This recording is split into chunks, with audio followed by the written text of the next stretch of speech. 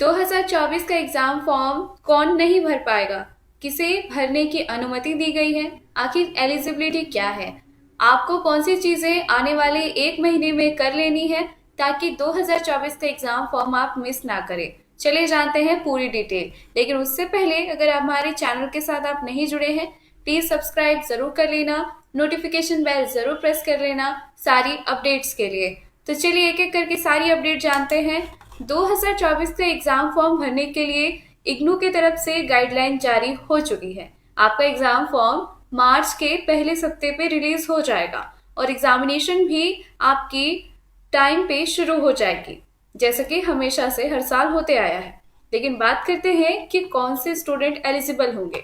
तो नंबर 1 जो क्राइटेरिया है वो ये कहता है कि जो भी स्टूडेंट फर्स्ट ईयर में रजिस्टर है, सेकेंड ईयर में या थर्ड ईयर में आपने रजिस्ट्रेशन करा है, री रजिस्ट्रेशन करा है, वो सारे स्टूडेंट एलिजिबल हैं। अगर आपने जुलाई 2023 के सेशन में एडमिशन लिया है या री रजिस्ट्रेशन किया है तो आप एलिजिबल हैं। नेक्स्ट है all the courses registered in July 2023 session for diploma and PG diploma program. अगर आप पीजी डिप्लोमा प्रोग्राम में है, डिप्लोमा प्रोग्राम जुलाई 2023 में आपने जो है सेशन में एडमिशन लिया है या फिर री रजिस्ट्रेशन किया है तो फिर आपको इसके लिए आप एलिजिबल हैं। बात करते हैं दिसंबर की। तो जो स्टूडेंट ने जनवरी सेशन में डिप्लोमा या सर्टिफिकेट प्रोग्राम में, जो सर्टिफिकेट प्रोग्राम्स होता है जो कि 6 मंथ का होता है, वैसे भी स्टूडेंट जुलाई के एग्जामिनेशंस में पार्टिसिपेट कर सकते हैं, फॉर्म भर सकते हैं। यहाँ पे बात करते हैं कि कोर्स, जो वैसे कोर्सेज जिसमें आप कंप्लीट ना कर पाए हो, आपका कोर्स अनकम्प्लीट रह गया हो किसी कारण की वजह से, आपका जो है स्टेटस कुछ इस तरीके से दिख रहा हो ग्रेड कार्ड का जिसमें नॉट कंप्लीटेड का इशू आया है, तो फिर आपको फिर से एग्जामिनेशन देना होगा। अगर आप थ्योरी पेपर में फेल हो गए या फिर आपने उसे मिस कर दिया है, आप नहीं उसमें अपियर हो पाए, तो फिर आपको ये फॉर्म भरना होगा। इसके लिए आपको सारे पेपर के एग्जामिनेशन देने की जरूरत नहीं है। जिनका भी बैकलॉग है या फिर जो भी एग्जामिनेशन पेपर को छोड़ चुके थे, उनको बता दूं कि आपको दोबारा से सारी पेपर के एग्जामिनेशन देने की जरूरत नहीं है। जिस सब्जेक्ट में आपको क्रॉस लगा, बैकलॉग लगा, आप उसी सब्जेक्ट का फॉर्म भरे और एग्जामिनेशंस को दें। इसके लिए कोई भी बैरियर नहीं है। इग्नू दोनों साइकिल में, यानी दिसंबर हो या फिर जनवरी, दोनों साइकिल के स्टूडेंट को अलाउ करता है कि वो किसी भी टर्म एंड एग्जामिनेशंस में बैठ के अपने बैकलॉग के जितने भी पेपर को है उनको क्लियर कर सकते हैं। बट हाँ, कुछ चीज़ें ध्यान में रखने की ज़रूरत है। वैसे स्टूडेंट ध्यान में रखें कि जिनका प्रैक्टिकल का फ़ी है वो अलग से सबमिट होता है, वो क्रेडिट वाइज होता है।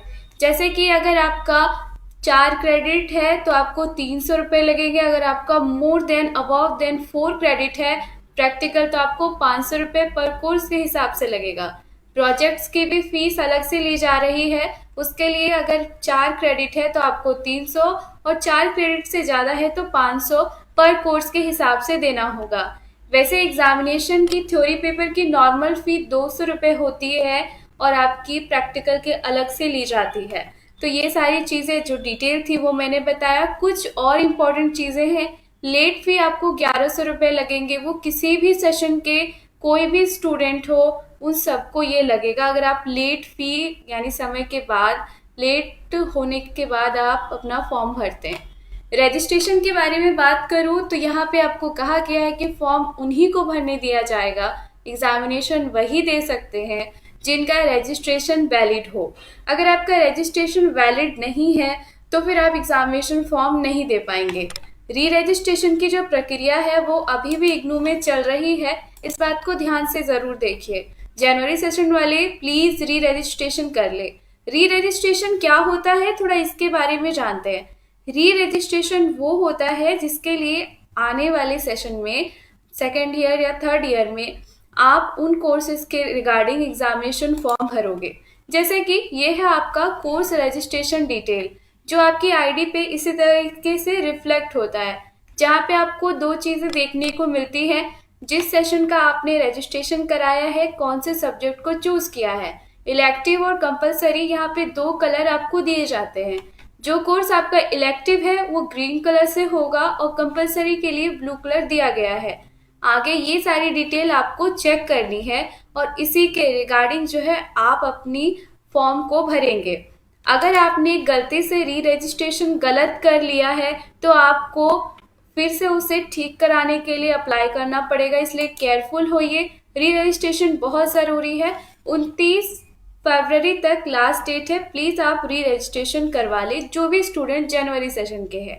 एक सवाल और बनता है कि क्या मैं किसी भी सेशन का हूँ, क्या फॉर्म भर सकता हूँ? तो डेफिनेटली भर सकते हैं, बट अगर आप प्रीवियस ईयर के स्टूडेंट हैं, सपोज कि आप सेकेंड ईयर के स्टूडेंट हैं, आपने दिसंबर का एग्जामिनेशन मिस कर दिया जो रिसेंटली हुआ था, तो आप जून में एग्जामिनेशन अपने सेकेंड ईयर का दे सकते हैं।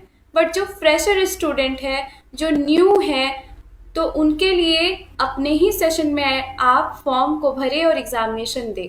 जैसे कि जिन्होंने जनवरी सेशन में एडमिशन लिया है, उसकी जो फॉर्म की डेट होती है एग्जामिनेशंस की वो दिसंबर होती है, और जिन्होंने जून में एडमिशन लिया है या जुलाई में, उनके लिए नेक्स्ट ईयर जून जुलाई में एग्जामिनेशंस की डेट रखी जाती है। तो ये पूरी की पूरी डिटेल थी। एक चीज़ इम्पॉर्टेंट आपको और बता दूं कि आप जो प्रैक्टिकल के एग्जामिनेशन देंगे उसके रिगार्डिंग सारी नोटिफिकेशन आपको आपके रीजनल सेंटर के वेबसाइट पे मिलती है। आपको जो हॉल टिकट दिया जाएगा उसे संभाल के रखना भी होता है। इन फ्यूचर आपको प्रोजेक्ट सबमिशन और प्रैक्टिकल एग्जामिनेशंस के लिए सेम हॉल टिकट की ज़रूरत पड़ेगी। एग्जामिनेशंस के रिगार्डिंग बहुत सारी और अपडेट है। आप कमेंट सेक्शन में कुछ छूट गया हो या कुछ सवाल है तो आप ज़रूर लिखें, ताकि उसके रिगार्डिंग मैं आपके लिए वीडियोस ला पाऊँ। थैंक यू सो मच, मिलते हैं नेक्स्ट वीडियो पे।